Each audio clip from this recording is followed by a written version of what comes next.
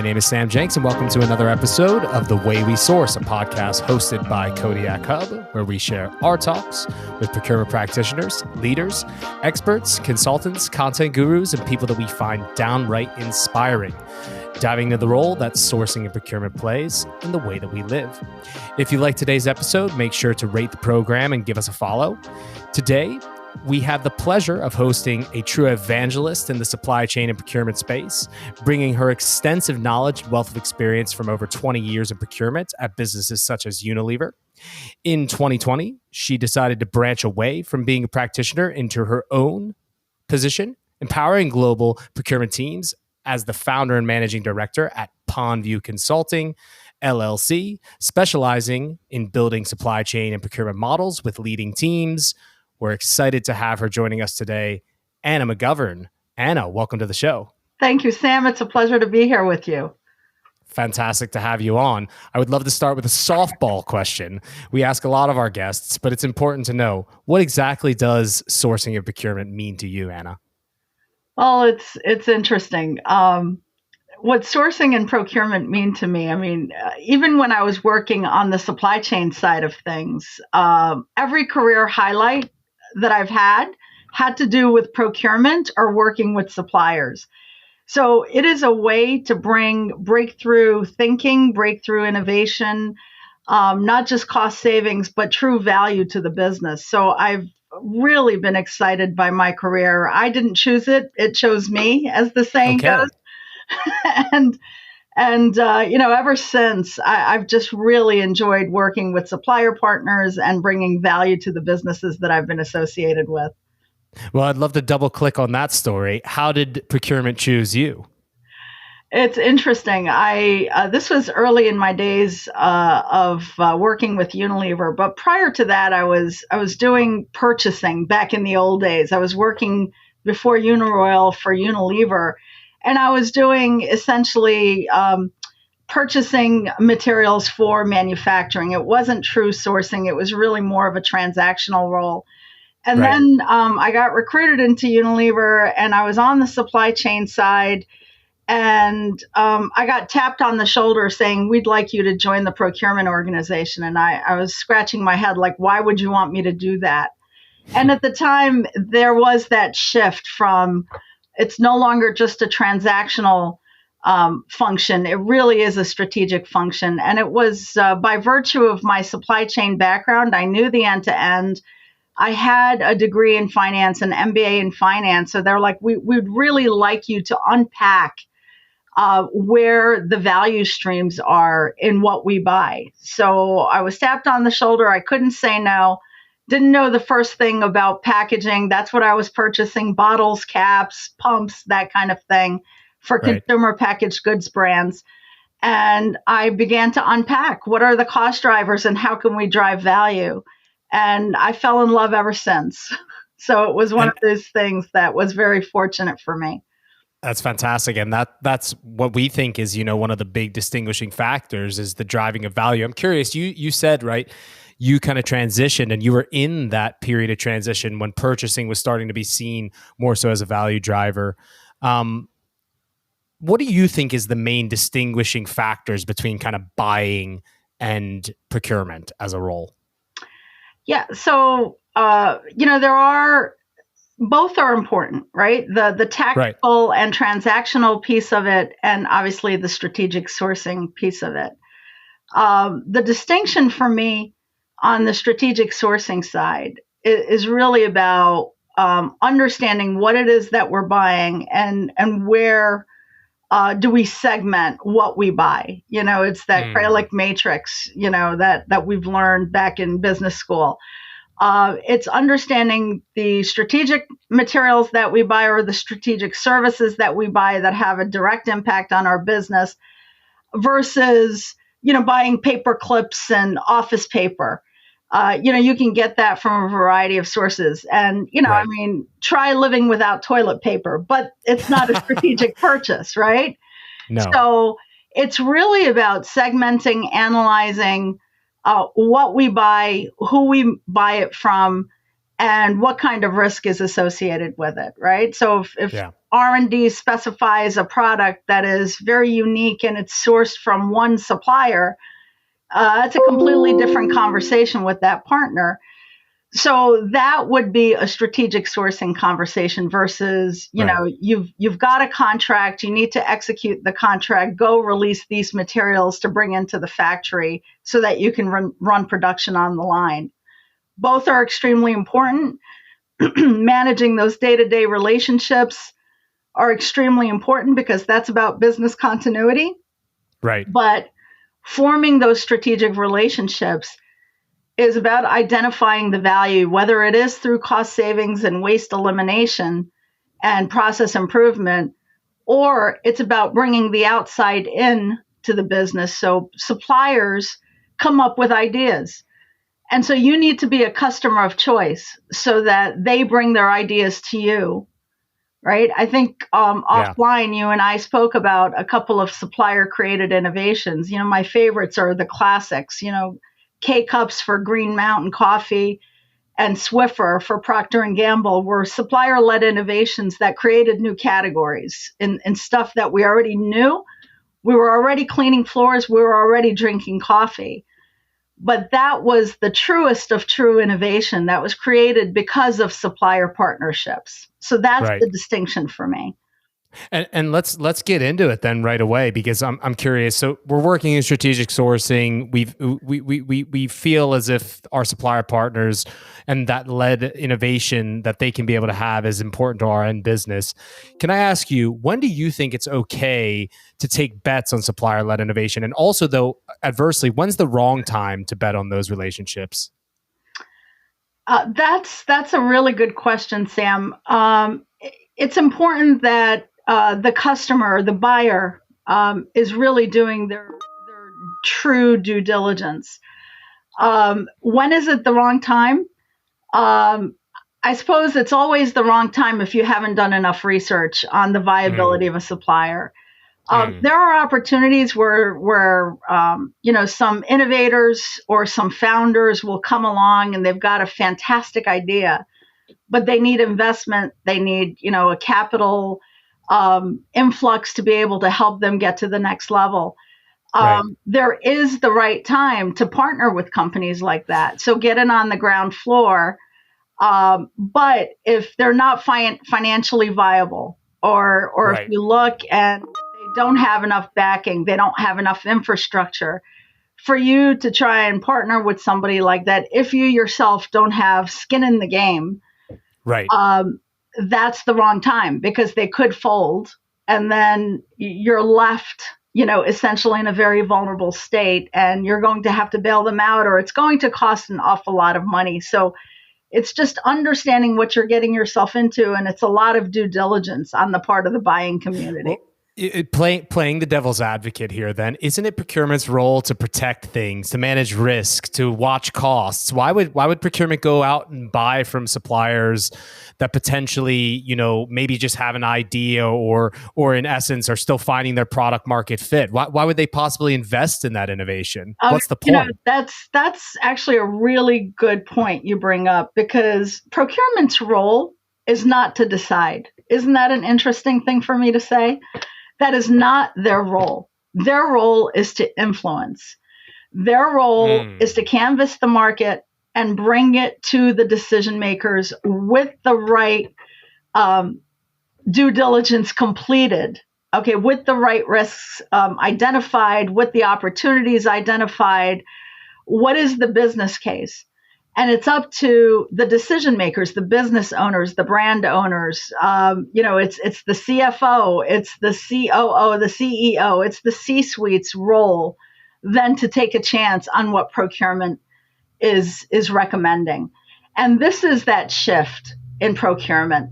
It's not transactional. It really, truly is strategic. And they are influencing business outcomes by bringing opportunities to their decision makers and brand owners.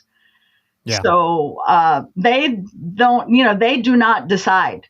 Isn't that ironic? No, it's a hot take as well.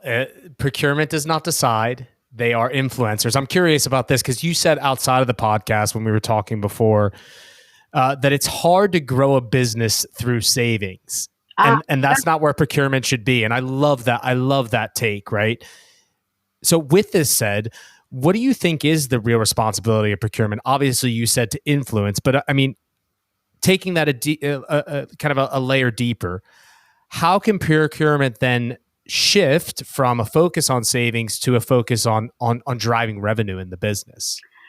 It's an interesting thing, and let's get one thing straight. Procurement will never be able to let go of their savings role. They always need to be delivering savings to some degree, right? And it's about identifying, that waste stream and then raising the bar, getting better. But really, the more critical function, that comment I made just a bit ago about being the customer of choice, so that a supplier with a new idea who wants to bring it to the market will select you to say, we've got this idea, we want to partner with you for you to take it to the next level. That is where procurement really delivers its value. So this is the opportunity to shift the market and essentially to create sales opportunities or innovation opportunities, marketing opportunities, change the market, right? So it's about growing the top line. I mean, let's face it, by growing a business, you've got two levers to generate profit, EBITDA or bottom line, So you've got the top line lever or you've got the bottom line lever. It's a lot more attractive to grow the top line, right? And generate margins and profits that way by growing share. I once had a boss who says no KPI matters except for market share. Are we growing market share in terms of true, getting a bigger piece of the pie? And procurement has that opportunity to grow that piece of the pie. Because think about it, all of us, in the business, unless you're in sales or unless you're in procurement, all of us in between are focused internally, right? So sales is canvassing new business opportunities, but then on the other end, so is procurement. They are externally focused. So they've got this great big wide view of the market, and they can see a lens through that ecosystem, because let's face it, we're just one big interconnected business ecosystem of partners on either end. We've got partners as customers or partners as suppliers. And those suppliers have the opportunity to help us bring something to the market, right? And sometimes it takes multi-parties, to come together. So procurement, and I often say this, procurement is not really procurement. Procurement is finance. Procurement is supply chain. Procurement is legal and regulatory and compliance. So they play multiple roles, including being cheerleaders and coaches, for their suppliers and their internal stakeholders. So that's the true value. And this is why forward-thinking companies are starting to train and bring people with different skill sets. So they're bringing in people from finance, from R&D, from engineering, and all of those skills are extremely important to be able to work in procurement, right? And then we teach you the art of procurement, negotiation and commercial contracts and everything else. So, but at the end of the day, procurement is quite simple in my view. It's very simple, but extremely hard to execute because it's truly about building those relationships, right? Yeah. And identifying those opportunities to create value. And then, of course, there's a difference in procurement in the context of if we're looking at it from a purchasing perspective, right? Or like you're talking about the more strategic procurement, the value adding procurement. And I think that's something that I want to dig a little bit deeper into. I mean, procurement has a unique position, as you just talked about, to effectively insert itself in opportunities to drive value in a business. And like you said, right, increase market share, which might be one of the most impactful kind of KPIs to focus on, as a prior boss said to you.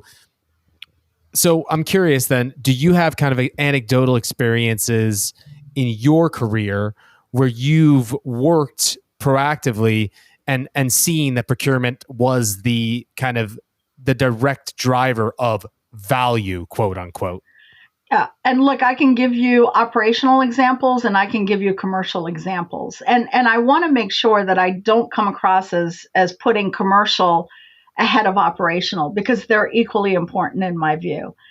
When I was in procurement operations, that was about day-to-day management of material flow, right? Mm-hmm. It was on the execution side. So we've created the contractual agreements, okay? And now we're releasing and calling off materials from those. But, let's face it, we've had situations, the material didn't get there in time, or we have the wrong material in inventory, or whatever it is.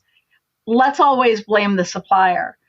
Okay, so as the procurement ops person, right, my job is to advocate for my supplier internally, and then when I'm talking to the supplier, I'm also advocating for my team in manufacturing or operations. It's always important to take a look, and this is why people with end-to-end supply chain experience are really valuable in the procurement function. Right. Well, let's understand the drivers. Where did it break down? Many times, it's like, okay, I've agreed with you that it's a four-day lead time, or it's a 3-week lead time, whatever the agreements are, or we're going to hold this much min-max inventory. So there are agreements that are made, and we try to operate within a framework. But, the supplier didn't meet the delivery date on time. And then you start digging. Okay, well, when did we give the supplier the order? We gave it to them 2 days ago. Well, we have an agreement that it's 4 days. So how is it the supplier's fault? So you begin digging, and you realize there are breakdowns in the process way ahead of the time that you've contacted the supplier. Right. So understanding the demand and supply planning pieces leading into calling off a material order to a supplier, and then incorporating the supplier in those production strategy discussions, making them a part of the team, that's the strategic part of operational procurement. Yeah. How do you enable those relationships that go on so that they are sitting at the table as a member of your team, the supplier is? So that's one aspect of it. The commercial aspect of it is, this supplier is constantly difficult to work with and breaking down, right? Or, we're just not really coming up with a framework that's working from an execution standpoint. The commercial person needs to be able to take that bottom-up input as well as the top-down input and try and reconcile that. So this is where we track supplier performance, and we have, a governance model that multiple layers. So there is the top-to-top governance model, owners and, brand owners and CEOs talking and creating strategies together. Then there's maybe a steering committee level, like one layer below, and then there's the working day-to-day conversation. So that governance is extremely important at multiple levels with strategic suppliers. You're not going to do this with everybody. No. You're not going to do this with everybody. You're going to do this with your most strategic partners that are going to drive value for your business, whether it's innovation or whether it's new ways of working or, sustainability, like growing the sustainability agenda. Try having a sustainability and a corporate social responsibility agenda without the supplier bought it. Exactly. Yeah, it doesn't work. Exactly. So I did want to distinguish for you that difference, because both are equally important. They just play a different role. Strategy versus execution. And it's a fantastic way to be able to separate the two. And thank you for breaking it down. And I think that those are some useful tips and models also that some can be able to take away from this conversation. I'm curious, is it 3 strikes and you're out? When is the supplier relationship breaking down? When is it broken down too much that it's beyond repair and you have to go find an alternative line of supply or a backup line of supply? It takes a lot. It takes an awful lot. And let's face it, divorce is painful, Right, it really is. So imagine if you're in a marriage and you're going to get divorced, it's very painful to divorce yourself from a supplier. So if they are truly strategic, a lot has to go on. And I find in my experience, it's been rare. It's been absolutely rare that I've had to fire a supplier all out. Might take Gotcha. away share, I send pointed messages by taking away share for a period of time. Nothing is forever. And, you get into multiple year agreements, and those agreements come and go. And if people really believe in the relationship, they stick with it. Okay, so I lost out this time around. I'm going to get better and I'm going to get share. But to out and out fire a supplier, it has to be irreparable, whether, commercially, their prices are never going to come in line, or quality wise, or, serve, and price is never the top of the line, right? It's always service quality. That was actually something I was going to ask you, right? Because there's a lot of factors that play into the value that a supplier drives. Okay, so if we just double click really quickly, because I think this is really interesting. So what's more important, a really deep and strategic supplier relationship that's long-term, or for example, the supplier that's always delivering at a low cost, with decent quality, and, maybe somebody that you've had a quick relationship with, but they're going to be able to deliver, quote unquote. Yeah, and just like a team, I don't know if you're a football fan or a soccer fan or whatever. There are members of the team, and everybody has a role. There's always going to be a role for that steady Eddie, blocker and tackler, as I call them, the guy that is not going to innovate, but they're going to give you your stuff day in and day out at the right competitive cost. Right? But they're not going to give you the next best bright idea, right? So those are the guys that you want in your stable at all times, as long as they are competitive and they deliver with reliability. Right. Then you have your innovators, right? And those are the divas, right? Those are the divas on the stage. Okay. They may be a bit more difficult. They may take some kid gloves, to work with and massage. They may be a bit temperamental, from a pricing or a commercial standpoint. I mean, they know they've got their product, right? Sometimes, as customers, we need suppliers every bit as much as they need us. So these suppliers, otherwise you do it yourself, right, Anna? Exactly, right? Exactly. Yeah. So those suppliers have every bit to play because they are driving your innovation, and you balance them. So it's, at the end of the day, what you're trying to do is you're trying to come up with a total cost solution. I mean, that seems like such an old concept, but sometimes I can also, depending on where I'm working in the world, I'll give you more margin in the United States. Okay. But you need, I'm trying to grow in Southeast Asia, right? So you need to really cut your price for me because I need this much gross margin to invest in a new market, but I'm going to make it up to you in North America. You play those games. And at the end of the day, when I look at my total spend, as long as it matches, my objectives for gross margin, for innovation, for market expansion, that's what I'm looking at. But the important thing is, like any team, you've got to balance strength for strength. So, my tackler and blocker, I need every much as I need my quarterback, who's going to be the star of the game. And that's, how you create balance among your suppliers. So you have the innovators, you have the steady eddies, you have okay, these guys are good for now, but next year I'm going to go to somebody else because it's a competitive product and I can get it from anybody. Right. But it's back to the segmentation where we started, right? Exactly. It's all about understanding what you buy from whom, who's got the capability. Fantastic insights and a really good way of putting it. And also looking at that supplier base holistically and making sure that you have the right team players that are going to be able to take your business to success.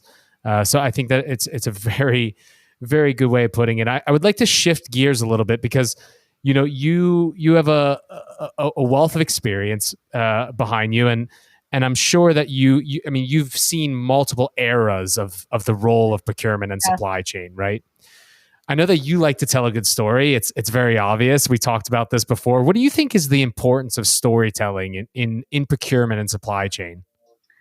Um, so, it's interesting because I've always said, oh man, I can't sell anything. If I had to sell, I would starve. This used to be my point of view. In procurement, it's that fine line, right? You're just crossing the desk between sales and buying. Yeah. In procurement, I had to sell my ideas all the time.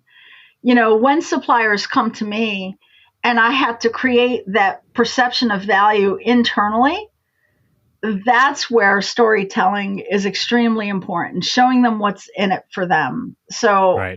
One example I'll share with you, I had, I used to lead personal care for Unilever, and skin cleansing was a huge piece of that. So body wash and bar soaps, and the EVP of that business unit, we were trying to get him to meet with some strategic suppliers to do some things around bar soap innovation.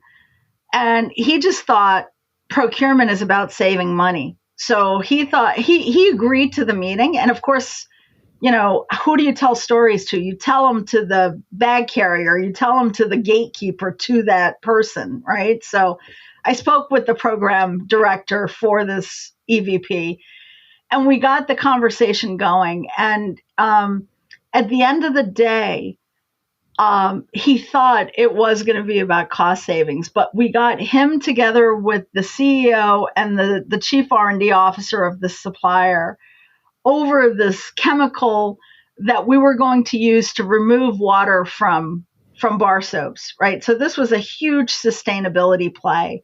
But as a result, it was also going to create significant savings. Right. And it was about this thing had been an innovation, or it had been in the pipeline for 2 years, and we were getting nowhere.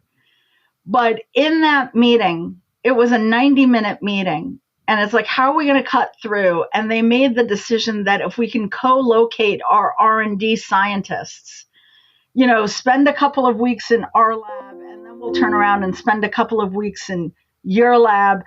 True innovation. Yeah. True innovation. And then let's compare test methods, and let's compare, this, that, and the other thing.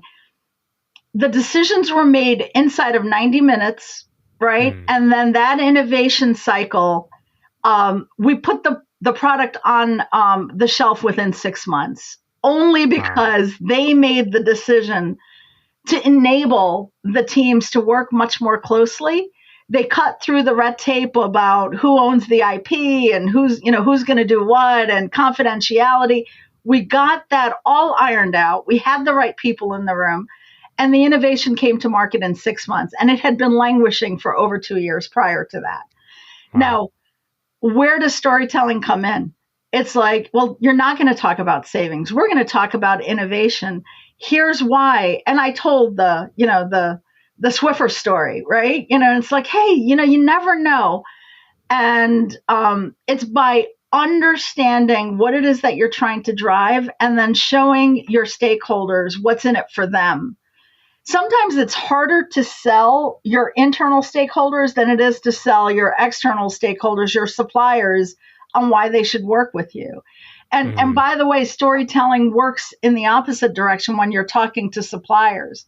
Right. So you need to sell the supplier on why you are the customer of choice for them. Yeah. Right. So it's, and when selling anything, the importance of telling stories and having people relate to what you're saying, having them create that vision in their head because they're hearing you tell a story, and showing the possibilities. That's the power of storytelling in procurement. Well, let's circle back to the concept of being the customer of choice, because I think that we talk a lot, in the space of good quality at the right price, with the right level of delivery, and that's the expectations on the supplier. But what is the expectation on the business? The role of procurement to be the customer of choice. And if we double down, What do you think is like is there like a foundational factor or like one or two factors that can help you be the customer of choice? If you were going to really pinpoint something.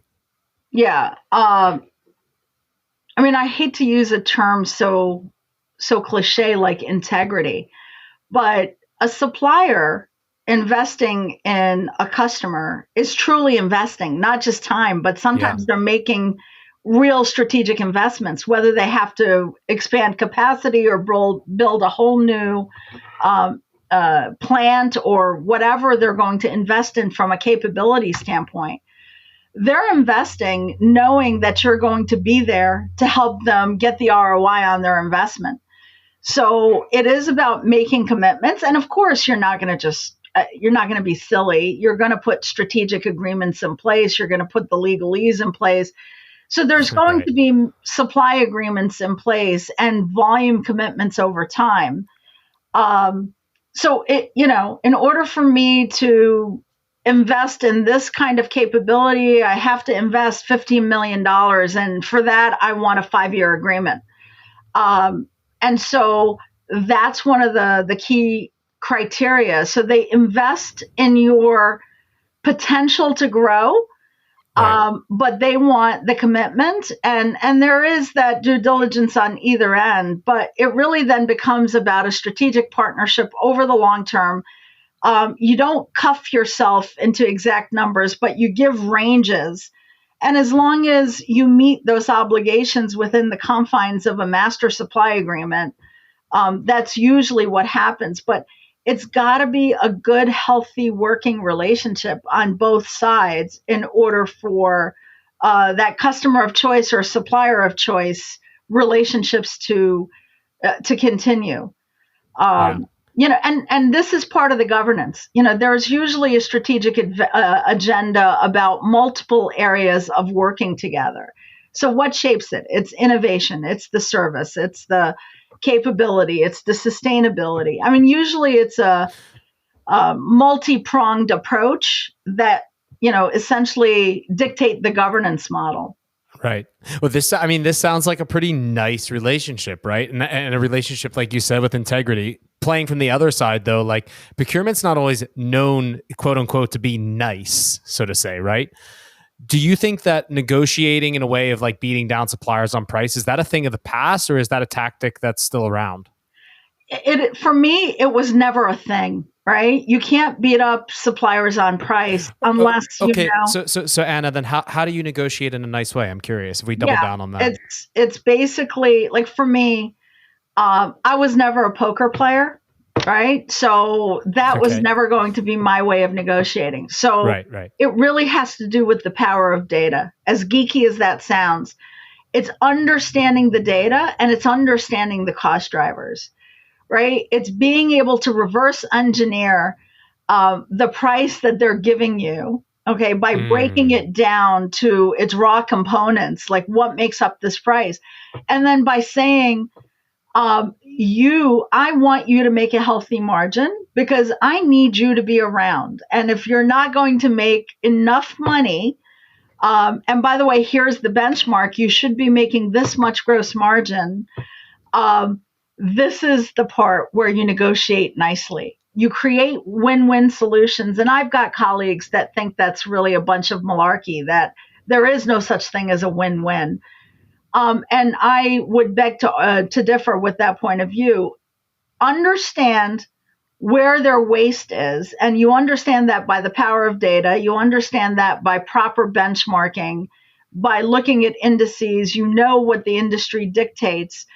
And then you always get a supplier who's going to reveal more information than others. And that's how you create the scenarios to benchmark. If you look at a plastic bottle, it's made up of resin, based in the petrochemical chain, right? You know what the price of resin is. You know what the price of conversion needs to be. You've done your benchmarking about what labor costs in your region, what utilities cost in your region. So when things are off kilter and you're benchmarking and you're looking at your data sets, you can say, hey, Sam, your price on conversion is really out of line versus others. Can you explain that to me? And then they have to come back. And if they are trying to pad that conversion number, they're going to come back. And that's how I negotiate. I negotiate through the power of data, show them the charts. This is where you are, and this is where supplier A, B, and C is. Why are you out of line? And then that just puts it in a way where you're not in an argument. You're showing proof, and they need to come down or they need to make adjustments. And that's where you find the savings. Yeah. Great insights. I'm curious from your career, right? Because you've been, and it's very obvious from the way you talk passionately, at the operational, tactical, and strategic levels of procurement. You mentioned to me offline that Unilever, in your opinion, that you experienced all three of those levels of working in procurement at, is one of the best schools you could ever go to learn procurement and supply chain. So if you were going to have to pass along a lesson that you learned at Unilever to somebody that's just starting their kind of career in procurement and supply chain, what would be a lesson or two that you would pass along to them? One, to always believe in your own convictions, right? And make sure you've got supportive arguments. Make sure you can always make the business case, right? So what I find is most leaders, there's always going to be the outliers, but most business leaders and senior executives are pragmatic people. Right. Most people want to do the right thing. Nobody wants to do the wrong thing for the business by and large. So as long as you can provide the business case, okay, bring the options, bring a recommendation, and be convinced of your position. Why are you recommending X? Right. So, and that takes due diligence, and it takes leveraging data. As geeky as that sounds, and I never thought I'd be one of those, right? Like that would leverage data, but that has been the difference maker for me. And, it's because I wasn't a traditional buyer. Earlier in my career, I would be sitting in a room with 20 men and I'd be the only female, and they're all like, talking about, let's go to the golf club and let's do this and that. I'm sitting there with my spreadsheets. And that was the power of negotiation for me. And these days, because that old school mentality is pretty much gone, and because we've got AI and we've got predictive analytics and data analytics these days, there is no excuse for not understanding what the compelling argument is going to be from a business case standpoint. And again, present options, present recommendations for a solution would be my advice. And that has worked for me throughout my career. It's fantastic advice. What's one thing that you know today that you wish that you knew when you started out in procurement and supply chain? Wow. So I don't think when I started out in supply chain, I knew the value of the supply chain. And I think COVID changed all that. COVID sort of put supply chain on the map. It's mainstream now, but really procurement, right? I mean, my favorite thing, procurement used to be the bridesmaid, and nowadays procurement is the bride. The spotlight is on that bride. Because it really is, it's not a supply chain function. It's truly a business function. It's got a seat at the table with boards. And, there are a lot of executive leadership teams that are using procurement like a drug, and they need to be able to wean themselves off that drug because, let's turn to procurement to plug the gap.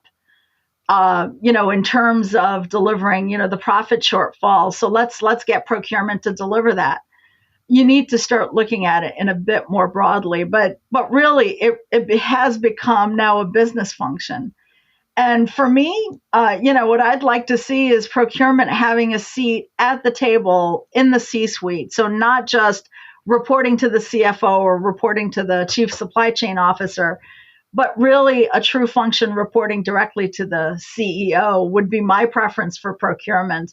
And I think we're going to get there because let's face it, when you think about what you write a check for in a business, not just the cost of goods and the materials that go into it, but everything, every service and an item that we buy goes through procurement at some point. So when you look at a spend in the billions, it's usually the difference between making your operating profit or not. And it deserves that kind of attention.